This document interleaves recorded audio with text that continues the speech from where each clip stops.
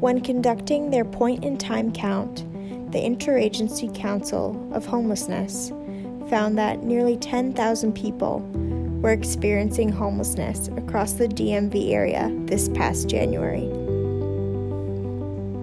The fact that it's not technically legal to sleep out in a public space in DC, but the things that we're doing are more about, yes, we know it's not legal to sleep on the streets, but what do you do to help people so that they don't have to sleep on the streets?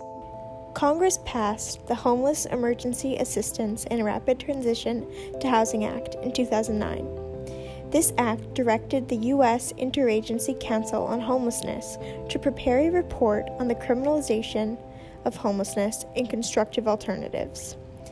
When they come to do the cleanup, the day of the cleanup, they show up at like 9:30. They have a bunch of dump trucks. They have a bunch of DPW workers. There's a couple police officers who are there to monitor and make sure everything goes okay. They kind of stay out of it. They don't get involved in the actual cleaning up. And then they literally will say to people, like, you have to move that tent or we're going to throw it away.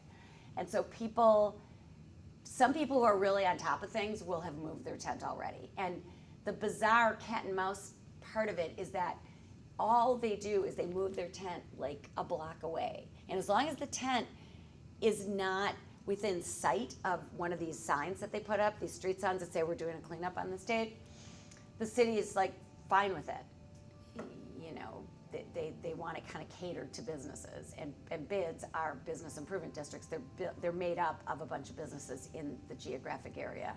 So the NOAA bid used to be pretty homeless friendly. They tried to work with people experiencing homelessness. They tried to have programs for them, etc. And they have a new director who wrote that letter in August.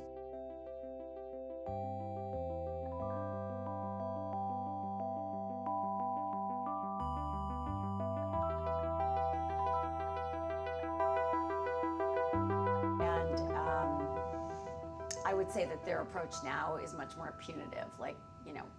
This isn't working for the rest of our constituents, and so we need to just get rid of all these people.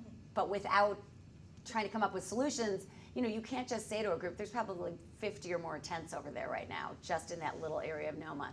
You can't just suddenly say 50 people, you have to go somewhere else. There is nowhere else. So I would say build more affordable housing, have more housing subsidies, and improve the shelter system. And then, yes, maybe we will see some impact in terms of the number of people who are forced really to live on the streets.